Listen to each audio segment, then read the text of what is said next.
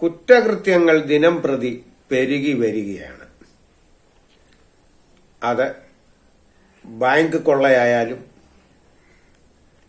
സ്ത്രീ പീഡനമായാലും പോക്സോ കേസായാലും ആക്രമണമായാലും ഏത് തരത്തിലുള്ള കുറ്റകൃത്യങ്ങളാണെങ്കിലും അതിന് ശിക്ഷ ലഭിക്കുന്നുണ്ട്.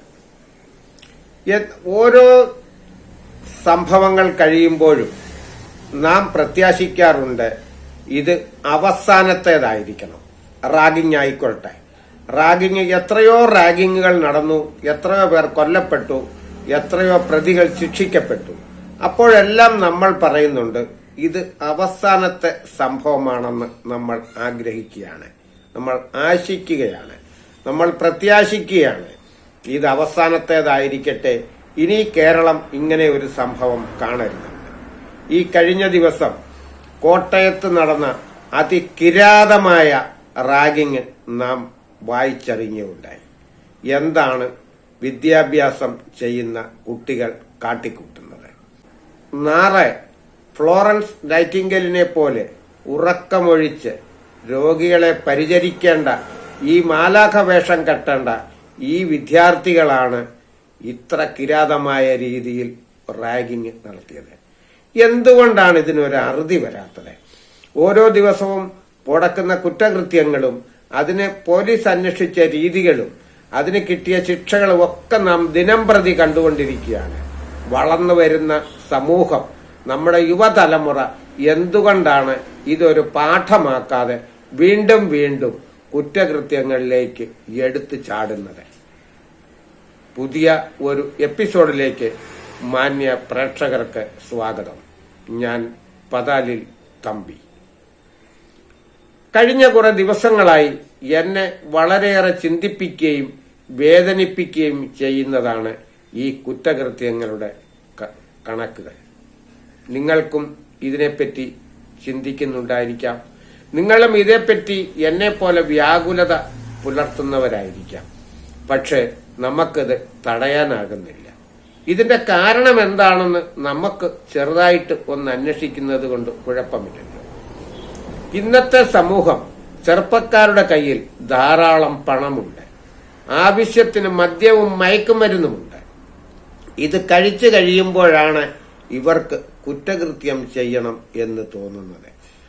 വളരെ സമർത്ഥമായി ഈ ലഹരി ഗാങ്ങുകളെ പിടികൂടാനോ അമർച്ച ചെയ്യാനോ ഒരു പോലീസിനും കഴിയുകയില്ല.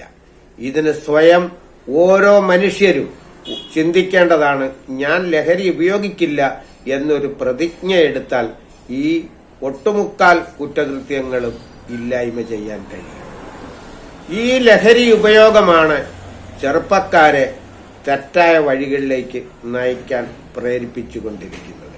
എത്രയോ കൊലപാതകങ്ങൾ, എത്രയോ ബലാത്സംഗങ്ങൾ, എത്രയോ ആക്രമണങ്ങൾ, അങ്ങനെ എന്തെല്ലാം ഇന്നത്തെ ചെറുപ്പക്കാർ ചെയ്തുകൊണ്ടിരിക്കുന്നു. പിടിക്കപ്പെട്ട് കഴിയുമ്പോൾ ഇവരുടെ മനസ്സിൽ മറ്റൊരു ആത്മധൈര്യമുണ്ട്. ഏറിയാൽ 10 വർഷം ശിക്ഷ കിട്ടും, അത് കഴിഞ്ഞ് ഞാൻ പുറത്തു വരും. ഈ ശിക്ഷയുടെ അളവിന്റെ കുറവാണ് ഇതിനെ പറ്റി ചിന്തിക്കാൻ ഇവരെ പ്രേരിപ്പിക്കുന്നത്.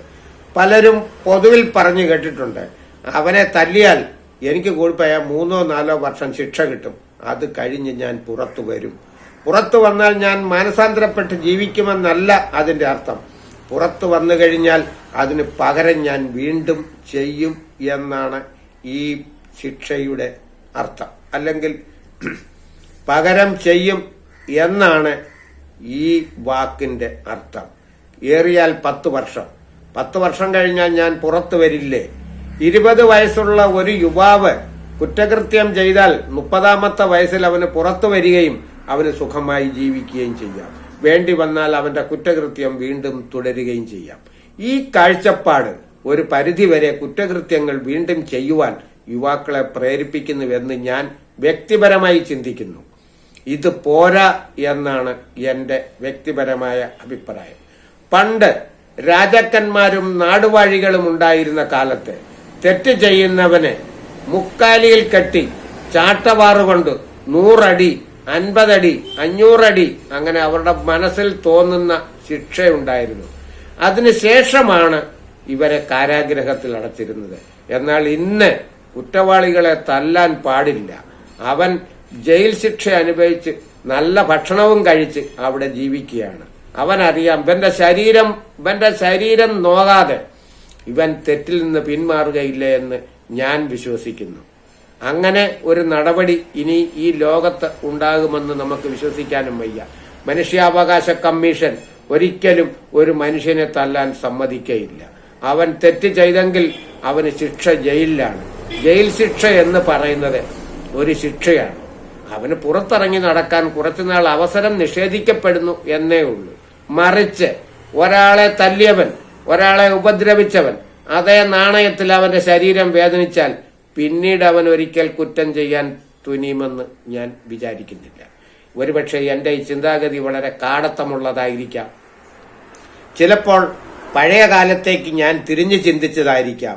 ഇത് എന്താണെങ്കിലും നിങ്ങൾ വിവേചിച്ച് എടുക്കുക. കുറ്റം ചെയ്തവന് ജയിൽ ശിക്ഷ മാത്രം പോരാ എന്ന് ഞാൻ വിശ്വസിക്കുന്നു. അവൻ ചെറിയ ഒരു കുറ്റമല്ല ചെയ്തത്. ഈ കുട്ടികൾ ചെറിയ കുറ്റമല്ല ചെയ്തത്. ഈ നമ്മൾ കാണുന്ന കുറ്റങ്ങളെല്ലാം സംഘം ചേർന്ന് ചെറുപ്പക്കാർ ചെയ്യുന്നതാണ്. ഇതിന് ശിക്ഷ എത്ര ക്രൂരമായിട്ടാണ് അവർ ഇരയോട് പെരുമാറുന്നത്, എത്ര ക്രൂരമായിട്ടാണ് ഇവർ പെൺകുട്ടികളെ ബലാത്സംഗം ചെയ്യുന്നത്, എത്ര ക്രൂരമായിട്ടാണ് ഇവർ കുഞ്ഞുങ്ങളെ ബലാത്സംഗം ചെയ്ത് കൊല്ലുന്നത്. ഇവർക്ക് ശിക്ഷ കിട്ടുന്നു, കുറച്ചുനാൾ അവിടെ കിടക്കുന്നു, ശിക്ഷ കഴിഞ്ഞവർ പുറത്തു വരുന്നു. ഇവന്റെ ശരീരം വേദനിച്ചോ? ഇവന്റെ ശരീരം വേദനിച്ചില്ല. ഇവന്റെ ശരീരം വേദനിക്കുമ്പോൾ മാത്രമേ അവൻ അതിനെക്കുറിച്ച് ബോധം ഉണ്ടാകുകയുള്ളൂ എന്നാണ് എന്റെ അഭിപ്രായം. ഇതൊരു ചർച്ചയ്ക്കായിട്ട് പറയുന്നതല്ല. ഇത് എനിക്കെതിരെ ഒരു നടപടിയെടുക്കാനും പറയുന്നതല്ല. മനുഷ്യാവകാശ കമ്മീഷൻ എന്ന് പറയുന്ന പ്രസ്ഥാനം ഒരു പ്രതിയെയും ഉപദ്രവിക്കാൻ സമ്മതിക്കയില്ല. അവനെ മേല് നോവിക്കരുതെന്നാണ്. അവൻ മേല് നോകാതെ കോടതിയെ നേരിടുകയും കോടതിയിൽ നിന്ന് അവർക്ക് കുറെ നാൾ സമൂഹത്തിൽ നിന്ന് മാറി നിൽക്കാനായി ഒരു ശിക്ഷ നൽകുകയും ചെയ്യുന്നു. അതുകൊണ്ട് ഇവന് മാനസാന്തരം ഉണ്ടാകുമോ? ഈ മിക്ക പ്രതികളുടെയും മനസ്സിലുണ്ട്, എനിക്ക് 20 വയസ്സേ ഉള്ളു, 10 വർഷം കഴിയുമ്പോൾ ഞാൻ പുറത്തു വരും. എനിക്ക് 25 വയസ്സുണ്ട്, 35-ാമത്തെ വയസ്സിൽ ഞാൻ പുറത്തു വരും. എനിക്ക് 22 വയസ്സേ ഉള്ളു, 29-ാമത്തെ വയസ്സിൽ ഞാൻ പുറത്തു വരും. വീണ്ടും എനിക്ക് ജീവിതമുണ്ട്. നല്ലതായിട്ടും ജീവിക്കാം, കുറ്റകൃത്യം ചെയ്തും ജീവിക്കാം. ഈ കാഴ്ചപ്പാട് മാറിയേ പറ്റൂ എന്നാണ് വ്യക്തിപരമായ എന്റെ അഭിപ്രായം. ഇത് ആരും അംഗീകരിക്കണമെന്നില്ല. എന്റെ ഈ വീഡിയോ ഇഷ്ടമായാൽ ലൈക്ക് ചെയ്യുക, സബ്സ്ക്രൈബ് ചെയ്യുക, ഷെയർ ചെയ്യുക.